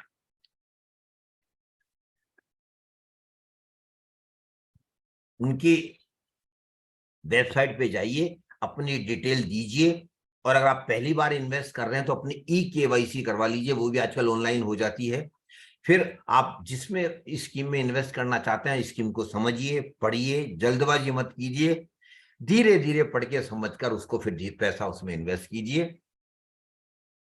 धीरे धीरे छोटा छोटा पैसा इन्वेस्ट कीजिए, लगातार कीजिए, लंबे समय तक कीजिए। म्यूचुअल फंड में 3 कैटेगरी बड़ी होती है। अभी समय नहीं है बिल्कुल भी, अदरवाइज मैं बहुत विस्तार से म्यूचुअल फंड के बारे में बताता, लेकिन राणा साहब भी शायद अपनी घड़ी देख रहे हैं, प्रिंसिपल साहब भी अपनी घड़ी देख रहे हैं कि अब मुझे भी जल्दी खत्म करना है। 3 कैटेगरी होती है। पहली कैटेगरी म्यूचुअल फंड की है इक्विटी फंड। इक्विटी फंड में आपका पैसा कंपनियों के शेयर्स में लगाया जाएगा, ये आप समझ लीजिए अच्छी तरह। अब क्योंकि शेयर की प्राइस है ऊपर नीचे होती रहती है हमेशा, कभी चढ़ती है, कभी गिरती है, फिर चढ़ती है, उसमें वहां रिस्क ज्यादा है, तो जो रिस्क ज्यादा ले सकते हैं वही इक्विटी फंड में जाएं। और ज्यादा कौन ले सकता है? यंग लोग ले सकते हैं। ज्यादा कौन ले सकता है? जिनकी अभी जो लंबे समय के लिए इन्वेस्ट कर सकते हैं, उनको इक्विटी फंड में इन्वेस्ट करना चाहिए। लेकिन 50 के बाद आपकी रिस्क लेने की क्षमता कम हो जाती है, बहुत कम हो जाती है।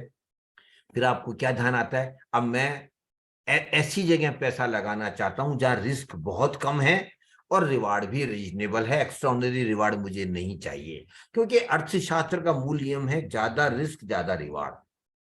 अगर आप ज्यादा रिस्क लेंगे तो आपको ज्यादा रिवार्ड मिलने की संभावना है, कोई गारंटी नहीं है, लेकिन संभावना बढ़ जाती है। इसी तरह से इक्विटी फंड में रिस्क ज्यादा है लेकिन रिवार्ड की संभावना भी ज्यादा है, और विशेष तौर पर जब आप लंबे समय के लिए इन्वेस्ट करते हैं, कम से कम 5 साल 10 साल 15 साल। और हिस्टोरिकल डाटा ये कहता है ज्यादातर इक्विटी फंड ने पिछले 10 सालों में 12 से 18% रिटर्न दिया है, जो बुरा नहीं है, बहुत अच्छा रिटर्न है। लेकिन फिर कहता हूं कोई गारंटी नहीं है, ये हिस्टोरिकल डाटा बोल रहा हूं मैं।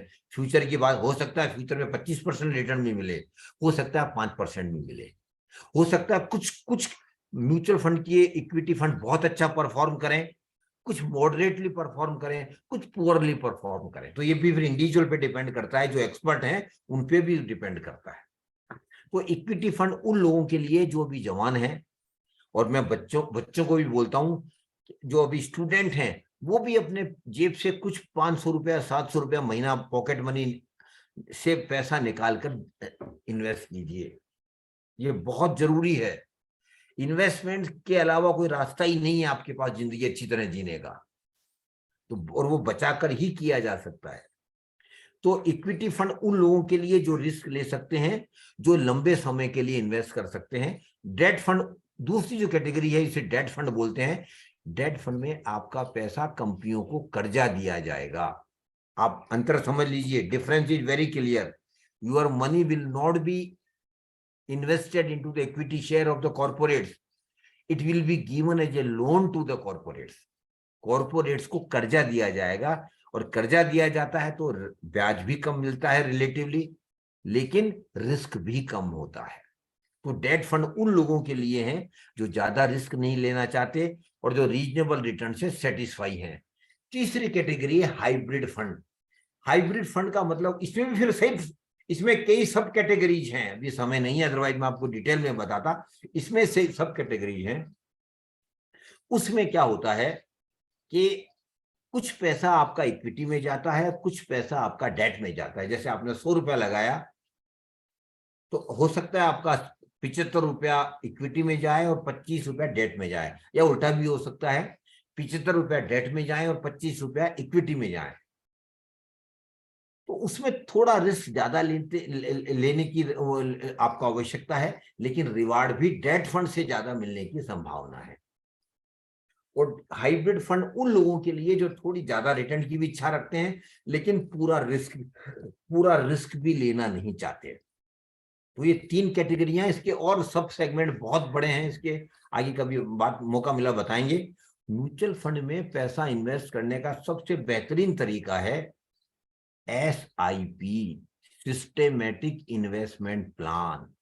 और SIP कुछ भी नहीं है, एक रिकरिंग अकाउंट है, जैसा आपने पोस्ट ऑफिस में या बैंक में कभी खोला होगा।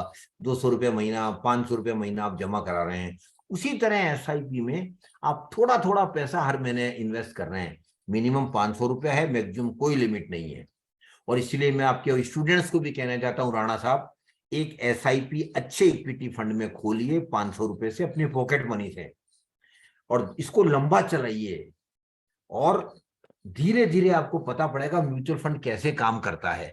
और जब आप कमाने लगेंगे तब SIP को बढ़ा सकते हैं, 500 की 5000 भी कर सकते हैं, 10,000 भी कर सकते हैं, और एक नहीं कई SIP खोल सकते हैं। एक SIP 5 SIP, मैं बहुत लोगों को जानता हूं जिन्होंने 5-5 6-6 SIP अपनी चालू की हुई है, और वो सारी SIP टारगेट ओरिएंटेड हैं।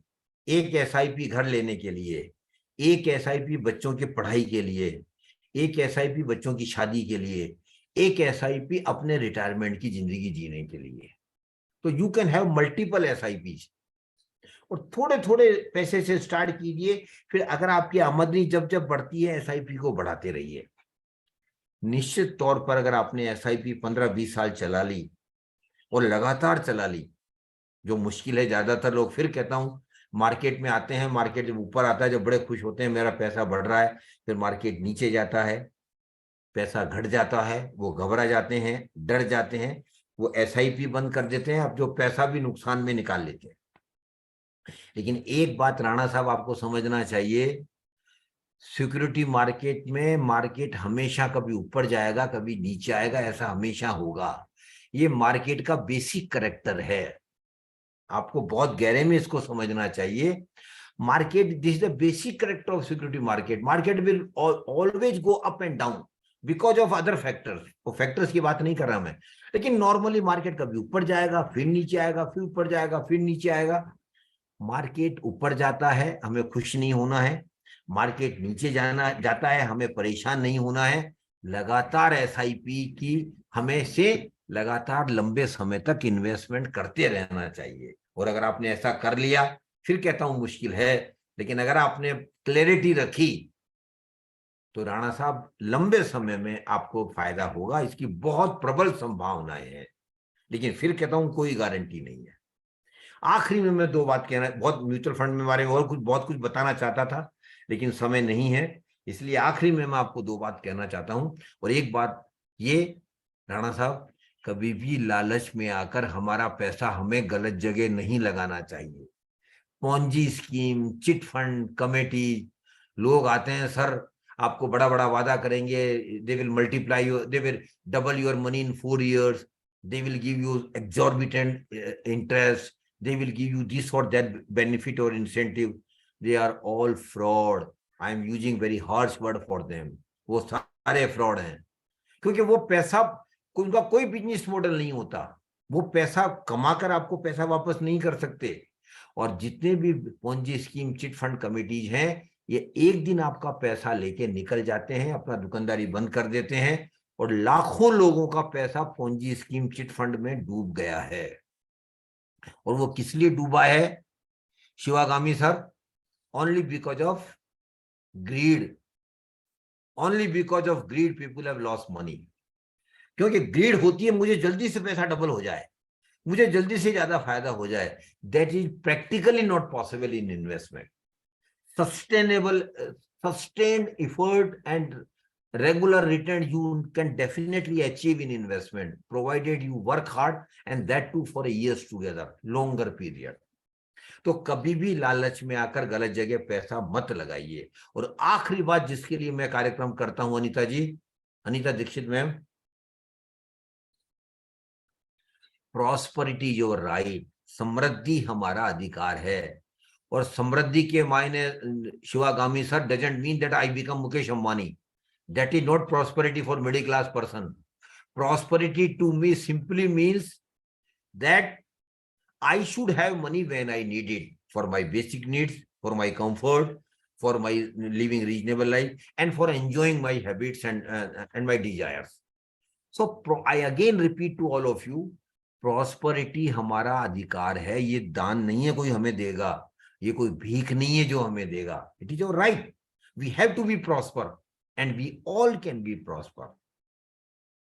एक बात और मैं कह देना चाहता हूं, कुछ लोगों के शायद धारणा गलत दिमाग में रहती है कि मैं तो गरीब घर में पैदा हूं भाई, मैं प्रॉस्पर नहीं हो सकता। मैं उनको कहना चाहता हूं, birth in a poor family is not a curse at all. गरीब घर में पैदा होना अभिशाप नहीं है। दोबारा रिपीट कर रहा हूं, birth in a poor family is not a curse at all, but living as poor and die as poor is a curse. गरीब होकर जिंदा रहना, गरीब होकर मरना अभिशाप है, और इस अभिशाप को हम सब राणा साहब दूर कर सकते हैं अगर हम पैसे को सही संभालेंगे, शुरू से संभालेंगे, सही बचत करेंगे, बचत को सही निवेश करेंगे, सही रिटर्न कमाएंगे, लगातार इन्वेस्ट करते रहेंगे, तो निश्चित तौर पर आप सब प्रॉस्पर होंगे। ये आपका अधिकार भी है और मेरी शुभकामनाएं भी है। बहुत बहुत धन्यवाद।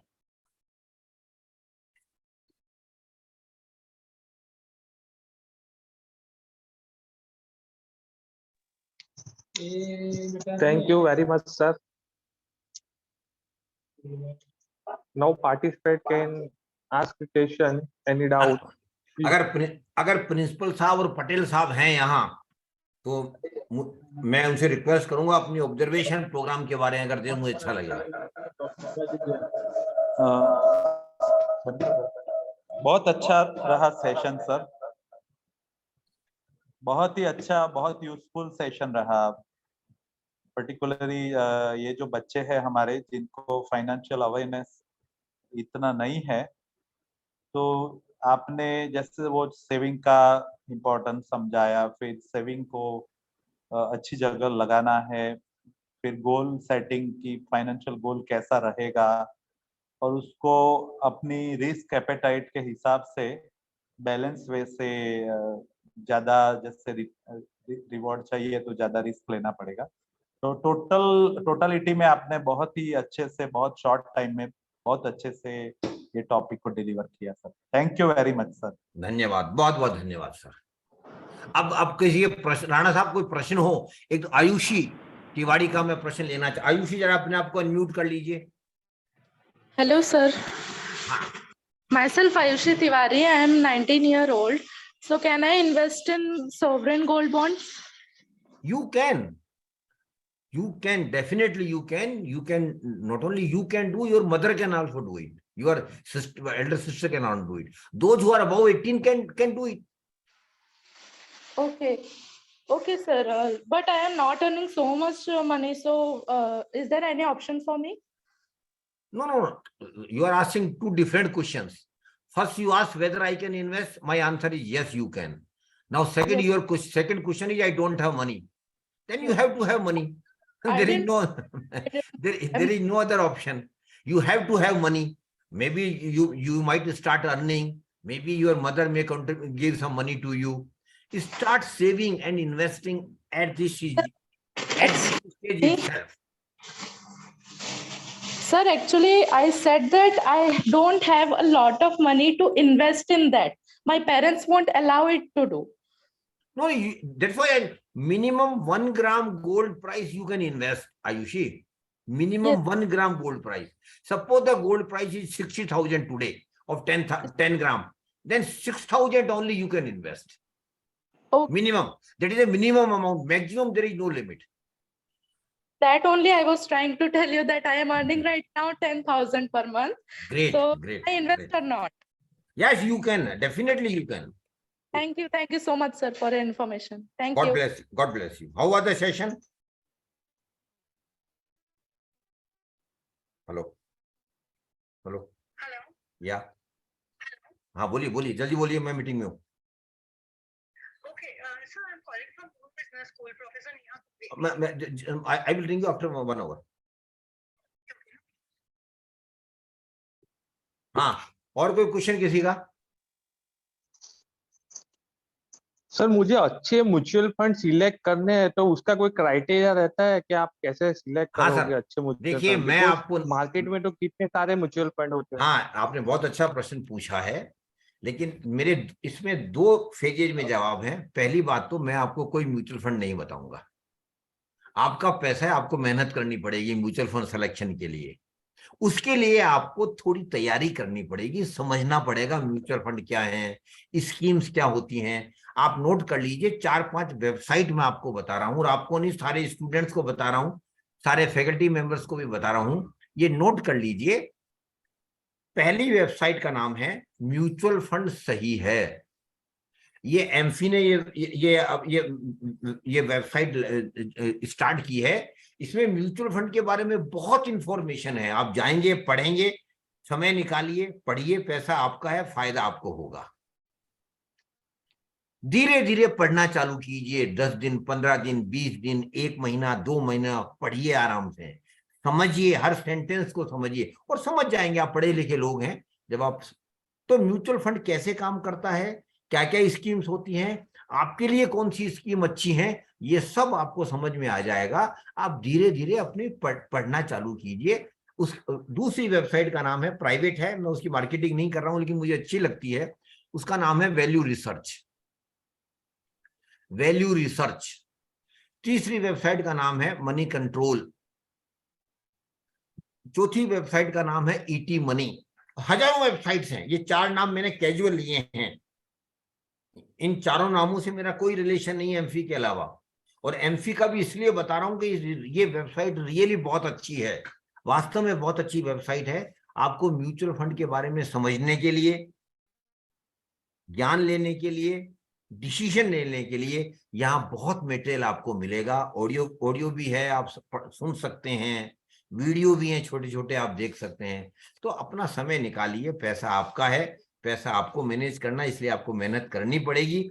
जितनी ज्यादा मेहनत करेंगे उतनी ज्यादा आपकी समझ बढ़ेगी, और जितनी ज्यादा समझ बढ़ेगी आप सही इन्वेस्टमेंट करेंगे, और जितने अच्छे इन्वेस्टमेंट करेंगे आपको रिटर्न ज्यादा मिलेगी। यही मैं कह सकता हूँ।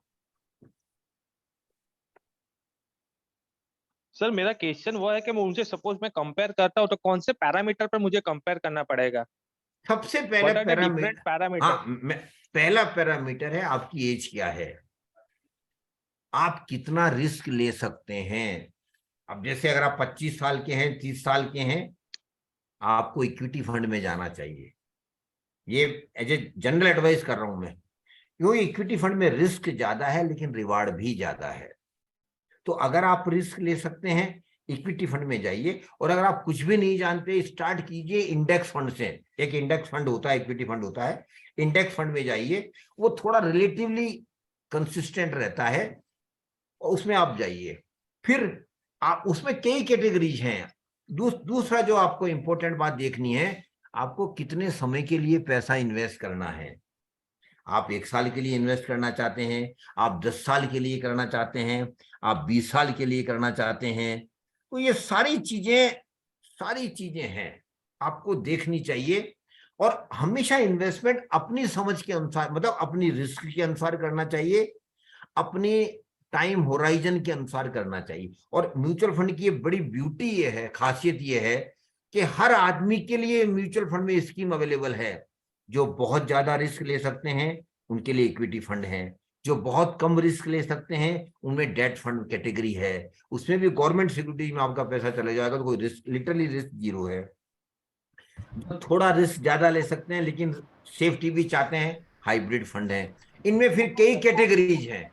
तो मेरा कहने का मतलब है कि आपको पहले समझना चाहिए, और आप समझेंगे तो निश्चित तौर पर आप फिर अपना इन्वेस्टमेंट सही तरह से कर पाएंगे। Thank you very much sir. और किसी का कोई प्रश्न? हाँ, yes sir, good afternoon. Afternoon sir. Good sir, afternoon. Thank you for such A informative session. तो बहुत बढ़िया सेशन था। सर मुझे 1-2 क्वेश्चंस पूछने। To be very frank, actually 90% चीजें तो मुझे पता थी, आपने आज जो सब डिस्कस किया इट्स वाज अ बेसिक, पर बहुत अच्छा सेशन था। जिन्हें नहीं पता उनके लिए तो काफी अच्छा सेशन है। अभी सर एक मेरे काफी सवाल थे, लेकिन मैं एक सिंपल सवाल पूछना चाहता हूँ। मुझे इन्वेस्टमेंट के बारे में एक्चुअली कोई कोर्स या ऑनलाइन कुछ करना है जो मैं डेडिकेटेड 6 मंथ 1 ईयर दे सकता हूँ, लेकिन मुझे इंडिया में कैसे इन्वेस्ट करना है और कौन सा जैसे आपने भी काफी बात की, और उसको 1 घंटे और 2 घंटे में कंप्लीट करना भी नियर टू इम्पॉसिबल है, वो मुझे पता है।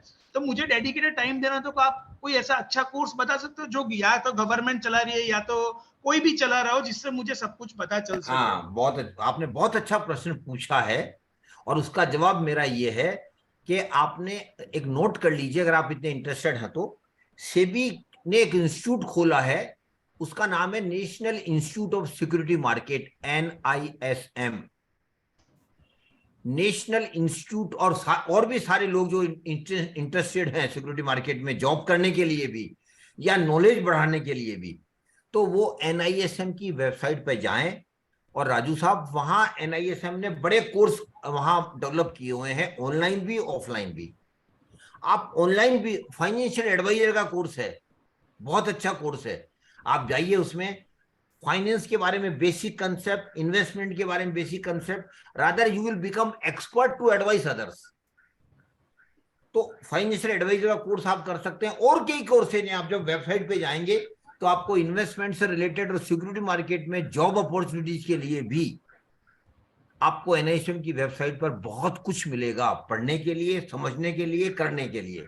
तो मेरी रिक्वेस्ट आपसे ये है, एक बार NISM की वेबसाइट पे जाइए, वहां डिफरेंट कोर्सेज देखिए, ऑनलाइन भी है ऑफलाइन भी है, फिर जहां आपका इंटरेस्ट डेवलप होता है वो कोर्सेज कीजिए। Sir thank you very much. और सर दूसरा क्वेश्चन ये है, मेरी रिस्क कैपेसिटी हाईएस्ट है, I can take risk to 100% risk capacity है मेरी, highest risk capacity, so which is the best investment? Hardcore sir, hardcore equity.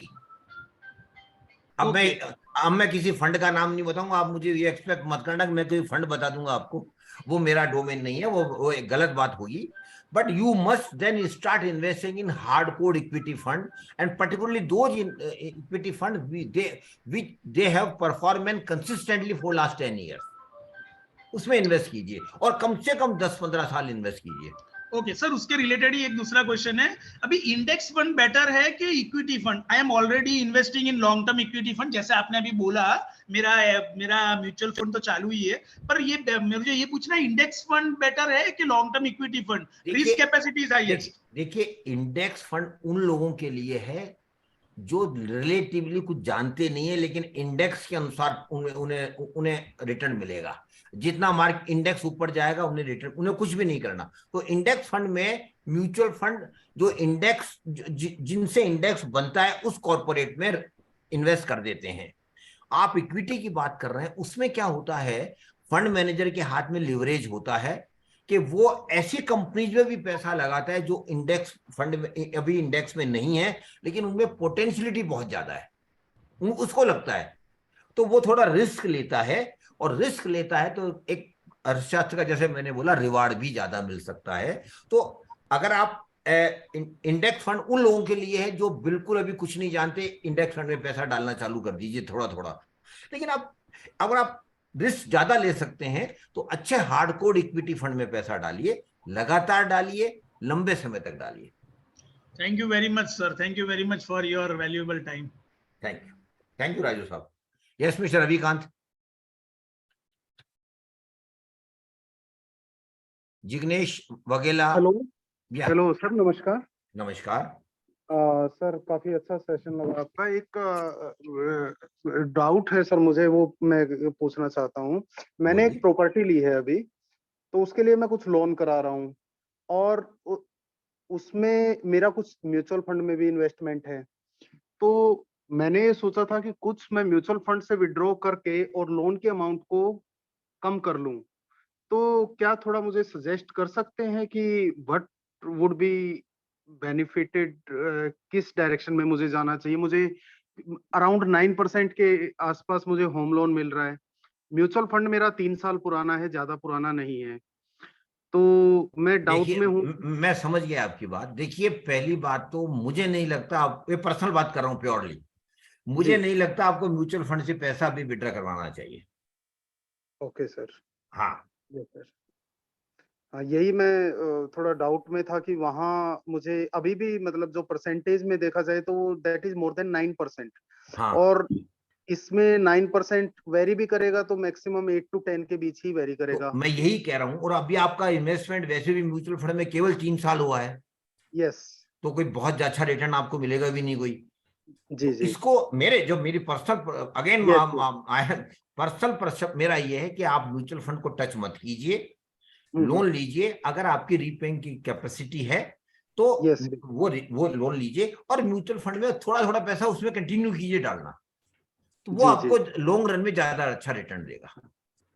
Yes sir, यही मेरे को डाउट था। मेरी रीपेइंग कैपेसिटी है, बस वो लोन अमाउंट के लिए मेरे को डाउट था।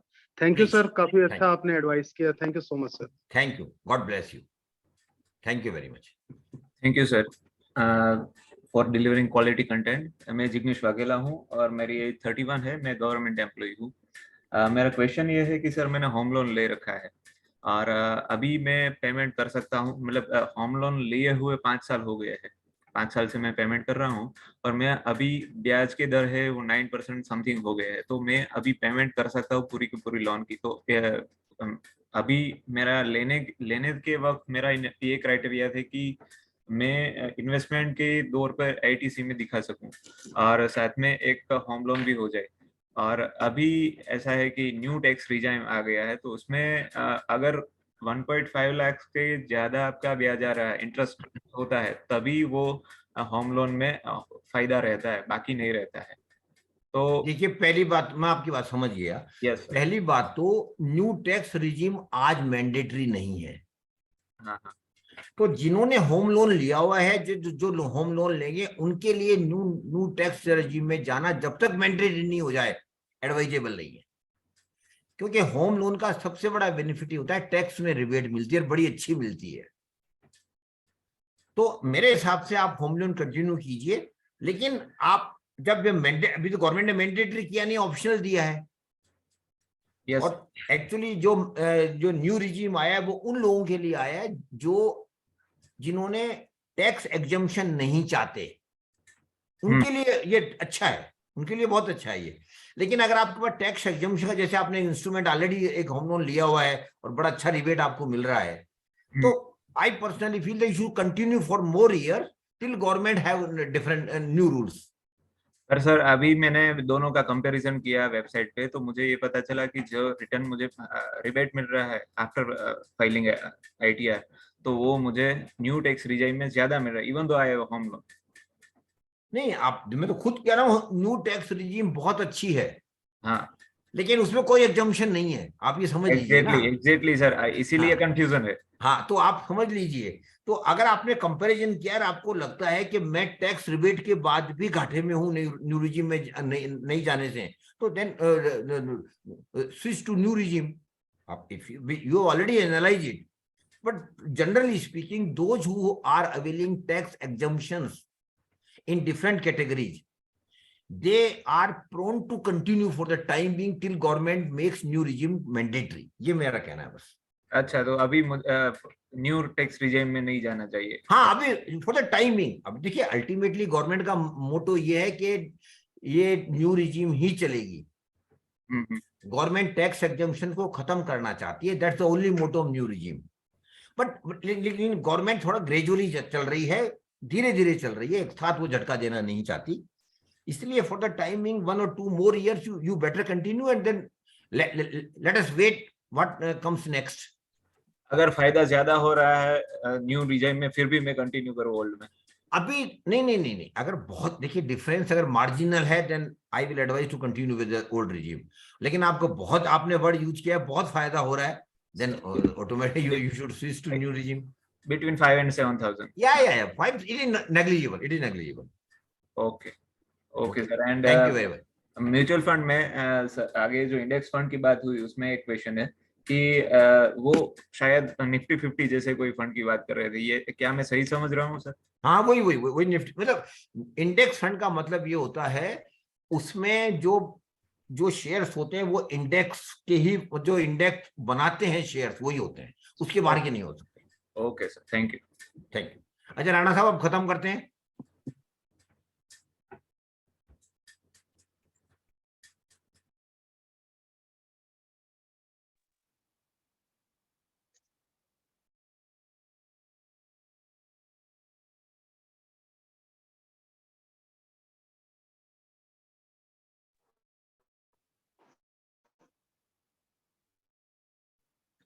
Our most value invited speaker, Suryakant Sharma sir, Professor SM Mistry sir, Principal Sri KJ Polytechnic Bharuch, Professor KD Patel sir, HOD Computer Department, KJ Polytechnic Bharuch, invited guests, dear faculty members and participants from various institutes. As we have come to at the end of national webinar on financial empowerment through web creation, it is my immense pleasure to deliver the vote of thanks to all who have helped to make this webinar such a grand success.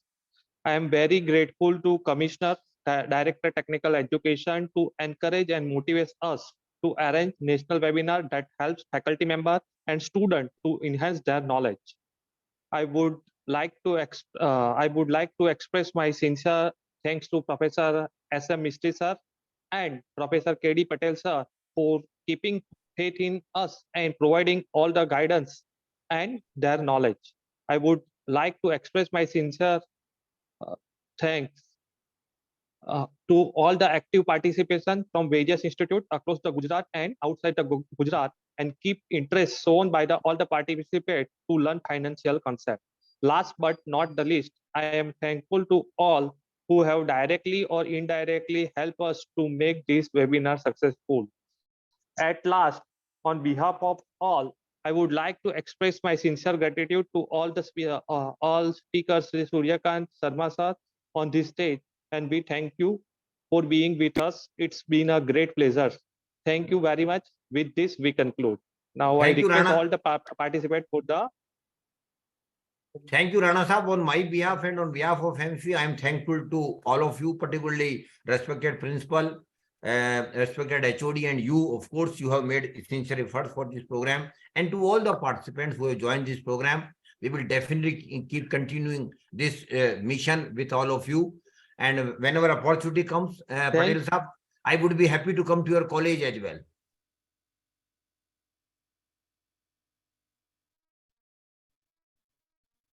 Thank you very much, sir.